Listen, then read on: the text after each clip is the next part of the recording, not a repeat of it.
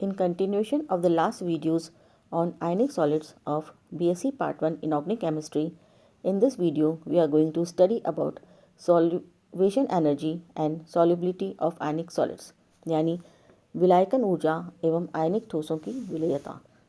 आयनिक ठोस ध्रुवीय विलायकों में विलय होते हैं क्योंकि समान समान को घुलता है। किसी भी आयनिक यौगिक की विलेयता उस ध्रुवीय विलय के डाई इलेक्ट्रिक कांस्टेंट पर निर्भर करती है, अर्थात आयनिक यौगिक जल तथा अन्य ध्रुवीय विलायकों में जिनके उच्च डाइलेक्ट्रिक कांस्टेंट होते हैं घुलनशील होते हैं, किंतु कार्बनिक विलायकों में अघुलनशील होते हैं।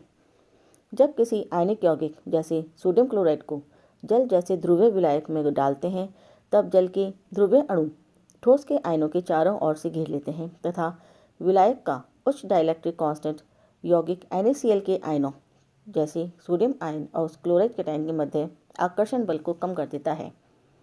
जल के अणु का धनात्मक सिरा क्लोराइड को अपनी ओर आकर्षित करता है और ऋणायन का ऋणात्मक सिरा सोडियम आयन को अपनी ओर आकर्षित करता है, यानी जल का जो ऋणात्मक सिरा है वह सोडियम आयन को अपनी ओर आकर्षित करता है। इसी विपरीत आकर्षण के कारण सोडियम और क्लोराइड आयन क्रिस्टल जालक को छोड़कर जल के अणुओं के विपरीत आवेशित सिरों के द्वारा घिरकर इनसे आच्छादित हो जाते हैं, अर्थात सोडियम क्लोराइड सोडियम व क्लोराइड आयनों के द्वारा जल में घुल जाता है। जल के अणुओं द्वारा किसी आयन को इस प्रकार घेर लेने की प्रक्रिया को जल योजन कहते हैं। इस प्रकार अन्य आयनिक यौगिक भी जल में घुल जाते हैं। जब सभी आयन जल के अणुओं द्वारा चारों ओर से आकर्षित होते हैं तो आयनों के चारों ओर एक गोलाकार क्षेत्र निर्मित हो जाता है, जिसे मुख्य जल योजन क्षेत्र यानी प्राइमरी हाइड्रेशन स्फीयर कहते हैं। इस प्रकार निर्मित मुख्य जल योजन क्षेत्र की बाहरी सीमा पर उपस्थित जल के आयनों के साथ जल के दूसरे अणु आकर्षण बल से बंधित होकर द्वितीयक जल योजन क्षेत्र बनाते हैं, जिसे सेकेंडरी हाइड्रेशन स्फीयर कहते हैं। इस प्रकार हाइड्रोजन बंध के द्वारा कारण आयन के चारों ओर जल के अणु सतहों में यानी परतों में व्यवस्थित हो जाते हैं। विलायकन की प्रक्रिया में हुए ऊर्जा परिवर्तन को निम्न प्रकार से प्रदर्शित किया जा सकता है। सर्वप्रथम आयनिक यौगिक अपने आयनों में विभक्त होते हैं, जिसके लिए दी गई ऊर्जा जालक ऊर्जा के बराबर होती है और इसका मान धनात्मक होता है। इसके बाद आयन यानी धनायन व ऋणायन विलायक के अणुओं से अन्योन्य क्रिया करके विलायक संकृत आयन बनाते हैं। इस प्रक्रिया को विलायकन कहते हैं तथा इस प्रक्रिया में उत्पन्न होने वाली ऊर्जा को विलायकन ऊर्जा कहते हैं। इसका मान ऋणात्मक होता है। अतः कहा जा सकता है कि विलायकन ऊर्जा वह ऊर्जा है जो एक मूल गैसीय आयनों को विलायकन में घोलने से उत्पन्न होती है या अवशोषित होती है। यदि विलायकन ऊर्जा का मान जालक ऊर्जा से अधिक अर्थात हाइड्रेशन ऑफ जो सॉल्यूशन है वो U से ज़्यादा होता है, तभी आयनिक क्रिस्टल विलायक में खुलता है, अन्यथा नहीं। अतः विलयन ऊष्मा का मान निम्न होगा। विलयन ऊष्मा L = hydration of cation plus hydration of anion minus lattice energy, यानी L = कुल विलायकन ऊर्जा माइनस जालक ऊर्जा, और L = HS - U, जहाँ पर HS है कुल जल योजन ऊर्जा, और L = delta H minus that is enthalpy of solution is equal to hydration of solution minus U। यहाँ जो L है वह लवण Ma की अनंत अनुता पर प्रेक्षित विलयन की ऊष्मा है। इसका मान धनात्मक या ऋणात्मक हो सकता है। यह जालक ऊर्जा व विलायकन ऊर्जा के सापेक्षिक मानों पर निर्भर करता है। जालक ऊर्जा अगर जल योजन ऊर्जा से ज़्यादा होती है तो जल में विलय होता है, और यदि आयनिक यौगिक की जालक ऊर्जा जल योजन ऊर्जा से कम होती है तो वह जल में विलय होता है। यानी जालक ऊर्जा अगर जल योजन ऊर्जा से ज़्यादा है तो वो जल में अविलय होगा, और अगर जालक ऊर्जा जल योजन ऊर्जा से कम है तभी वह जल में विलय होगा। सामान्यतः विलायकन ऊर्जा का मान ऋणात्मक होता है, परंतु कुछ यौगिकों की विलायकन ऊर्जा का मान धनात्मक भी हो सकता है। ऐसी स्थिति में घुलनशीलता को नियंत्रित करने वाला दूसरा कारक एंट्रोपी परिवर्तन है। किसी आयन के घुलने पर विलयन की मुक्त ऊर्जा में यानी डेल्टा G में जो परिवर्तन होता है उस पर ही पदार्थ की विलेयता निर्भर करती है। यदि मुक्त ऊर्जा में परिवर्तन ऋणात्मक है तो आयनिक ठोस जल में घुलेगा, लेकिन धनात्मक है तो नहीं घुलेगा। किसी भी तंत्र के लिए मुक्त ऊर्जा, एंथैल्पी तथा एंट्रोपी में निम्न संबंध होता है: delta G is equal to delta H minus T delta S. किसी विलयन के लिए एंथैल्पी परिवर्तन विलायकन ऊर्जा के बराबर हो सकता है, अर्थात delta G is equal to L minus T delta S. Delta G का मान ऋणात्मक निम्न अवस्थाओं में हो सकता है: यदि एल का मान ऋणात्मक हो, अर्थात विलायकन का जो प्रक्रम है वह एंडोथर्मिक हो। दूसरा, यदि एल का मान धनात्मक है तो उस स्थिति में डेल्टा एस का परिवर्तन मान उच्च होना चाहिए, अर्थात एंट्रोपी में परिवर्तन का प्रभाव इतना अधिक होता है कि कोई पदार्थ ऊर्जा का अवशोषण करते हुए विलय हो जाता है, अर्थात डेल्टा जी में जितनी वृद्धि होगी उतनी ही सरलता से विलयन बन जाएगा, यानी विलायक में घुल जाएगा।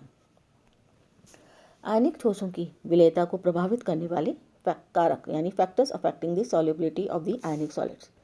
पहला हम लेते हैं आयनिक आकार। यह विलेयता को प्रभावित करने वाला एक महत्वपूर्ण कारक है। सामान्यतः धनायन का आकार जितना कम तथा ऋणायन का आकार जितना अधिक होगा, यौगिक उतना ही अधिक विलय होता है।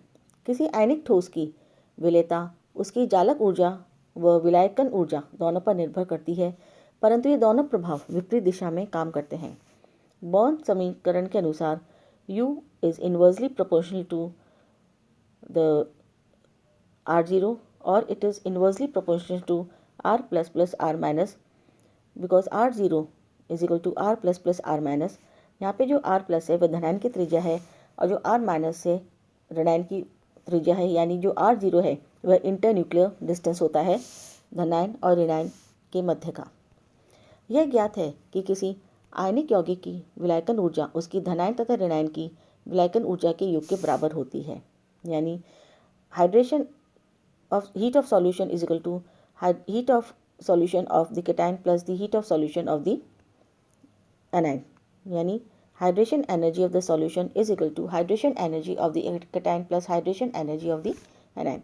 परंतु H plus is inversely proportional to R plus and H minus is inversely proportional to R minus, अर्थात HS is inversely proportional to the sum of the 1 plus upon R plus plus 1 upon R minus। यदि एक धनायन का आकार ऋणायन से कम हो तो धनायन की त्रिज्या को ऋणायन की तुलना में नगण्य माना जाता है, अर्थात R minus is very very greater than R plus, तो R plus plus R minus को हम R minus के बराबर ही ले सकते हैं, अर्थात लैटिस एनर्जी इन्वर्सली प्रोपोर्शनल होती है ऋणायन की ऊर्जा की।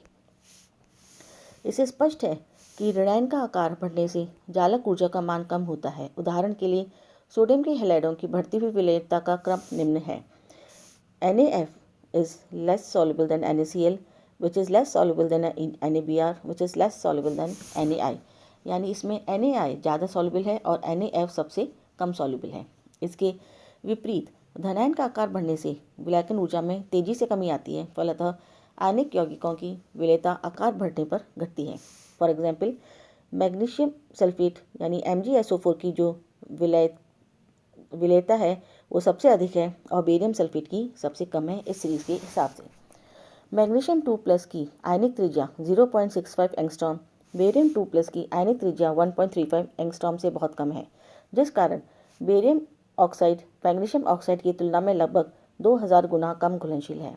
कभी कभी धनायन का आकार बढ़ने पर भी विलेयता बढ़ती है, जैसा कि फ्लोराइडों में होता है। इसके कारण उनके विलायकन से उत्पन्न एंट्रोपी परिवर्तन का मान अधिक होता है। तो जो लिथियम फ्लोराइड होता है वह सबसे लीस्ट सॉल्युबल होता है, जबकि जो सीजियम फ्लोराइड है वो सबसे ज़्यादा सॉल्युबल है। यदि धनायन तथा ऋणायन समान आकार के हों तो किसी की भी त्रिज्या के बढ़ने से जालक ऊर्जा तथा विलायकन ऊर्जा में कमी आएगी, क्योंकि U is inversely proportional to 1 upon R plus plus R minus तथा HS is also inversely proportional to 1 upon R plus plus R minus। लेकिन जालक ऊर्जा में हुई कमी विलायकन ऊर्जा में हुई कमी से अधिक होगी, जिससे यौगिक की विलेयता बढ़ जाएगी। तो इस प्रकार सीरीज में जो लिथियम फ्लोराइड है वो सबसे ज़्यादा घुलनशील है, लिथियम आयोडाइड सबसे कम है, और इसमें कैल्शियम का हम देखें सीजियम का, तो सीजियम फ्लोराइड सबसे ज़्यादा घुलनशील है और सीजियम आयोडाइड सबसे कम घुलनशील है। अब हम दूसरा कारक देखते हैं आयनिक आवेश।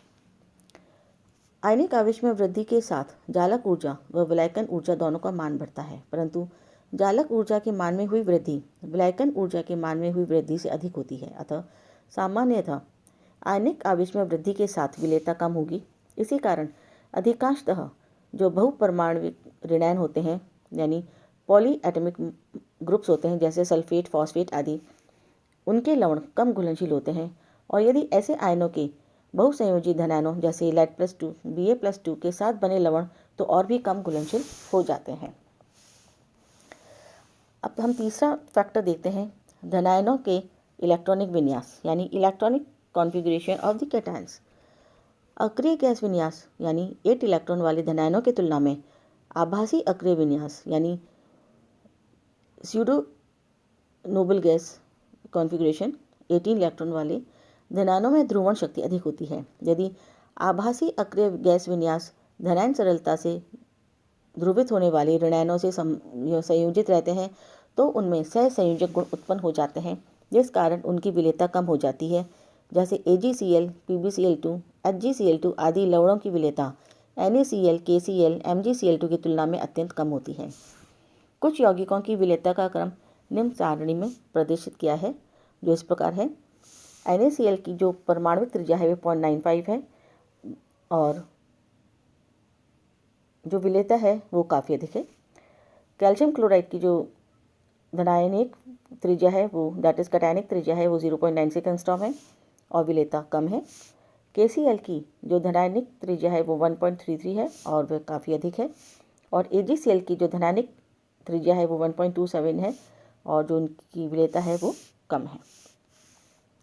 अब हम चौथा फैक्टर देखते हैं, ऋणायनों की पोलराइजेबिलिटी यानी ऋणायनों की ध्रुवणता। पोलराइजेबिलिटी ऑफ द एनायन यानी एनायन किस हद तक पोलराइज्ड हो सकता है। जब कोई धनायन ऋणायनों को ध्रुवित करता है तो उनके बीच बनने वाले बंध पूर्णतः आयनिक न रहकर कुछ सहसंयोजक हो जाते हैं, जिसके कारण इनकी ध्रुवीय विलायकों में विलेयता कम हो जाती है। इसी प्रकार एनायनों की ध्रुवणता बढ़ने से भी जल में इनकी विलेयता कम हो जाती है, क्योंकि जो कंपाउंड होता है आयनिक सॉलिड, उसका जो कैरेक्टर होता है वो आयनिक से कम होकर थोड़ा कोवेलेंट कैरेक्टर आ जाता है। और जैसे ही कोवेलेंट कैरेक्टर आता है वैसे ही आयनिक सॉलिड्स की जो सॉल्युबिलिटी होती है वो जल में या पोलर सॉल्वेंट्स में कम हो जाती है।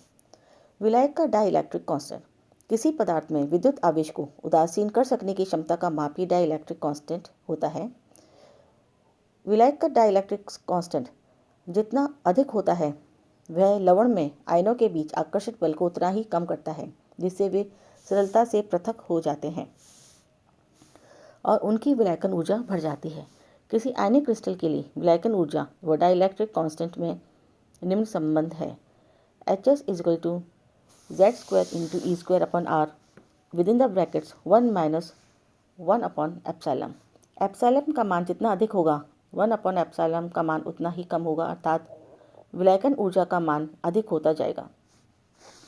जल के लिए एप्सिलॉन का मान ET है, जिसके कारण जल आयनिक यौगिकों के लिए सर्वोत्तम विलायक है और हम देखते हैं कि इसे यूनिवर्सल विलायक के रूप में भी जाना जाता है। अब हम छठा कारक लेते हैं, तापक्रम। विलेय के विलायक में घुलने की प्रक्रिया ऊष्मक्षेपी तथा ऊष्माशोषी यानी एंडोथर्मिक व एक्सोथर्मिक दोनों प्रकार की हो सकती है। अर्थात ली शैटेले के सिद्धांत के अनुसार अगर ऊष्माक्षेपी अभिक्रिया के लिए ΔH ऋणात्मकता है और इस अभिक्रिया के लिए ताप बढ़ाने से विलेयता में कमी होगी। इसके विपरीत ΔH के धनात्मक मान वाली ऊष्माशोषी अभिक्रिया में ताप बढ़ाने पर विलेयता में वृद्धि होगी। और ये दोनों बातें हम देखते हैं ये ली शैटेले के प्रिंसिपल के अनुसार ही है। सातवां फैक्टर हम देखते हैं विलेन की pH। दुर्बल अम्ल के लवण जैसे फॉस्फेट, ऑक्सलेट आदि जल में अविलेय होते हैं, परंतु यदि माध्यम को अम्लीय बना दिया जाए तो लवणों के ऋणायन प्रोटॉन से संयुक्त होकर अवियोजित अम्ल बना देते हैं, जिससे लवण घुल जाता है। जैसे Na2CO2O4 + 2H+ gives H2C2O4 + 2 Na+। सम आयनों की उपस्थिति यानी presence of the common ions. सम आयनों की उपस्थिति में यौगिक की विलेयता घट जाती है। जैसे यदि जल में HCl मिला दिया जाए तो उसमें NaCl की विलेयता अत्यंत कम हो जाती है और हम इसको ही कॉमन आयन इफेक्ट के नाम से जानते हैं। 9th हमारा है क्रिस्टल का आकार। छोटे क्रिस्टल में सतही आणों की संख्या अधिक होने के कारण वे अधिक घुलनशील होते हैं, और अगर क्रिस्टल का साइज बड़ा होता है तो उनकी घुलनशीलता थोड़ी कम हो जाती है। That's all for today. Thank you.